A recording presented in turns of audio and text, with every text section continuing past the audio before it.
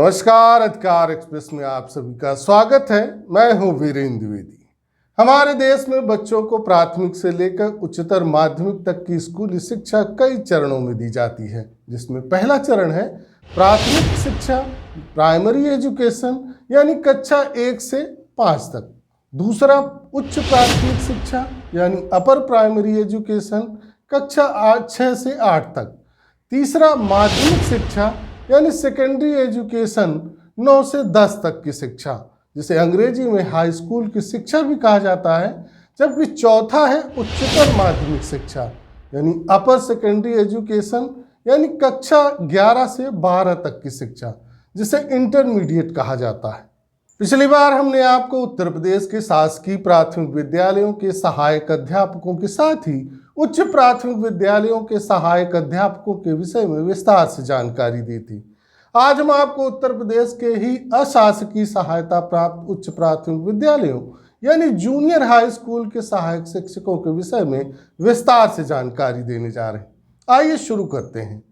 Uttar Pradesh basic शिक्षा परिषद द्वारा ग्रामीण एवं नगरीय क्षेत्र में बच्चों की अच्छी शिक्षा के लिए प्रदेश के अशासकीय उच्च प्राथमिक विद्यालयों यानी कक्षा 6 से 8 तक में शिक्षण कार्य के लिए सहायक शिक्षकों की नियुक्ति की गई है, जो कि उत्तर प्रदेश बेसिक शिक्षा विभाग के नियंत्रण में संचालित उच्च प्राथमिक विद्यालयों के कर्मचारी होते हैं। इन सहायक अध्यापकों को अंग्रेजी में असिस्टेंट टीचर कहा जाता है। ये समूह ग यानी ग्रेड सी के राज्य सरकार के अस्थायी सरकारी कर्मचारी होते हैं। सहायक अध्यापक प्राथमिक विद्यालय के कक्षा 6 से 8 तक के विद्यार्थियों को शिक्षा देने का कार्य करते हैं तथा उच्च प्राथमिक विद्यालय के प्रभारी यानी प्रधानाध्यापक के नियंत्रण एवं देखरेख में अपने उत्तरदायित्वों का निर्वाह करते हैं। अब जहां तक वेतन एवं भत्तों का प्रश्न है, तो उत्तर प्रदेश में अशासकीय उच्च प्राथमिक विद्यालयों में जब कोई सहायक शिक्षक नई भर्ती के बाद ज्वाइन करता है तो उसे 7वें वेतनमान के अनुसार पे स्केल 44,900 से 1,42,400 प्रति माह, जबकि ग्रेड पे 4600 रुपये तथा बेसिक पे 44,900 रुपये दिया जाता है। इस प्रकार से सहायक शिक्षक को शुरुआत में वेतन लगभग 60,000 से 65,000 प्रति माह प्राप्त होता है। इतना ही नहीं, इसके साथ ही शिक्षकों को कई प्रकार के भत्ते भी दिए जाते हैं। पहला है महंगाई भत्ता। यह सबसे बड़ा भत्ता होता है जो महंगाई दर के अनुसार हर 6 महीने में बढ़ाया जाता है। सामान्यतः यह भत्ता बेसिक सैलरी यानी मूल वेतन के लगभग 17% यानी लगभग 7,500 के आसपास होता है। दूसरा है मकान किराया भत्ता। यदि शिक्षक सरकारी आवास में नहीं रह रहे हैं तो उन्हें मकान किराया भत्ता 5,000 स्थान के हिसाब से दिया जाता है। यह उनके पोस्टिंग एरिया यानी पदस्थापन क्षेत्र पर निर्भर करता है। जैसे कि बड़े नगर में अधिक पैसा मिलता है तथा ग्रामीण क्षेत्र में थोड़ा कम भत्ता दिया जाता है। तीसरा है यातायात भत्ता।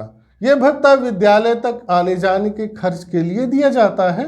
नगर या गांव के अनुसार इनकी राशि बदल सकती है, जो सामान्यतः 2,000 से 3,000 के बीच रहती है। चौथा है चिकित्सा भत्ता। सरकार शिक्षकों को चिकित्सा भत्ता लगभग 2,500 रुपये देती है ताकि छोटी मोटी चिकित्सा यानी इलाज का खर्च आसानी से उठाया जा सके। पांचवा है अन्य भत्ते हैं। इनमें छुट्टी यात्रा भत्ता, बच्चों की शिक्षा भत्ता तथा कुछ स्पेशल स्कूल लेवल प्रोत्साहन भत्ते शामिल होते हैं। इतना ही नहीं, इन्हें प्रमोशन का भी लाभ मिलता है। सहायक अध्यापक को अनुभव के अनुसार कुछ वर्षों के बाद पदोन्नत करके वरिष्ठ शिक्षक बना दिया जाता है। अब आइए आपको विस्तार से बताते हैं कि अशासकीय उच्च प्राथमिक विद्यालय के एक सहायक अध्यापक के कार्य एवं उत्तरदायित्व क्या होते हैं। एक सहायक अध्यापक का कार्य केवल विद्यार्थियों को पढ़ाना ही नहीं बल्कि उनके समग्र विकास में योगदान देना होता है।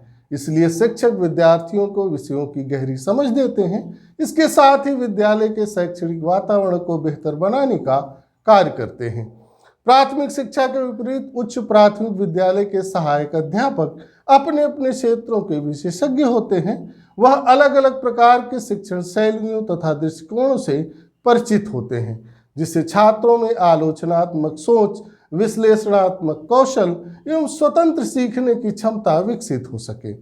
वह विद्यार्थियों को उच्च शिक्षा या व्यावसायिक प्रशिक्षण के लिए तैयार करने पर जोर देते हैं, जिससे छात्रों को अपनी इच्छा अनुसार करियर बनाने या विश्वविद्यालय स्तर पर अपनी पढ़ाई को बढ़ाने के लिए आवश्यक ज्ञान एवं कौशल मिल सके।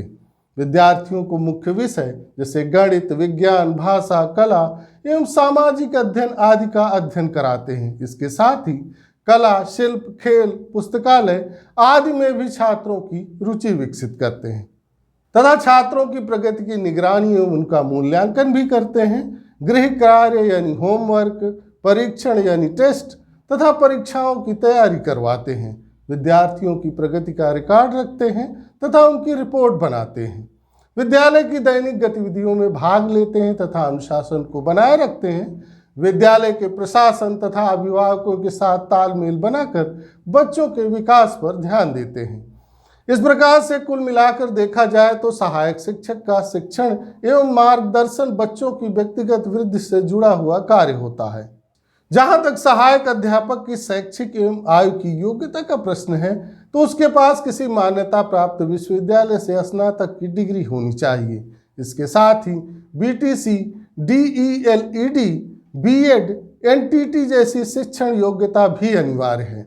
उसको सीटीईटी या यूपीटीईटी जूनियर लेवल परीक्षा पास होना चाहिए। इसके साथ ही सहायक शिक्षक बनने के समय सामान्य श्रेणी के व्यक्ति की न्यूनतम आयु 21 वर्ष एवं अधिकतम आयु 40 वर्ष होनी चाहिए, जबकि आरक्षित वर्गों यानी अन्य पिछड़े वर्ग, अनुसूचित जाति, अनुसूचित जनजाति एवं विकलांग व्यक्ति को सरकारी नियमों के अनुसार आयु सीमा में छूट दी जाती है। इसके अतिरिक्त उसको उत्तर प्रदेश में निरंतर 5 वर्ष से अस्थायी निवासी होना चाहिए। ऐसा व्यक्ति पात्र न होगा जिसके एक से अधिक पत्नियां जीवित हों तथा ऐसी महिला पात्र नहीं होगी जिसने ऐसे पुरुष से विवाह किया हो जिसकी पहले से एक पत्नी जीवित हो। ऐसे व्यक्ति जो संघ सरकार एवं किसी राज्य सरकार या किसी स्थानीय प्राधिकारी या संघ सरकार या किसी राज्य सरकार के नियंत्रणाधीन किसी अन्य संस्था से निष्कासित किए गए हों, वे नियुक्ति के लिए पात्र नहीं होंगे। इसी प्रकार नैतिक अधमता अथवा किसी अन्य अपराध के दोष सिद्ध व्यक्ति भी नियुक्ति के लिए पात्र नहीं होंगे। आपको बता दें कि इस पद पर न केवल अच्छा वेतन एवं नियमित भत्ते मिलते हैं, बल्कि करियर यानी आजीविका के विकास के भरपूर अवसर होते हैं।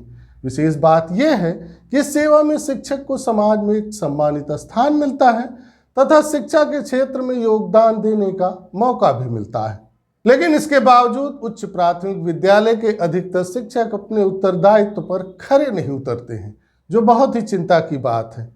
बच्चों के अभिभावकों की शिकायत है कि जब इन शिक्षकों को सरकार की ओर से अच्छा वेतन एवं भत्ते मिलते हैं तथा समाज में उन्हें सम्मान भी मिलता है, तो फिर ऐसे कौन से कारण हैं जिनकी वजह से वो अपने कर्तव्यों का सच्चाई से निर्वाह नहीं कर रहे हैं, जिसके कारण उच्च प्राथमिक विद्यालयों की स्थिति बदतर हो गई है तथा शिक्षण व्यवस्था बेपटरी हो गई है और उन्हें अपने बच्चों को अच्छी शिक्षा देने के लिए मोटी रकम खर्च करके निजी विद्यालयों में पढ़ाना पड़ रहा है।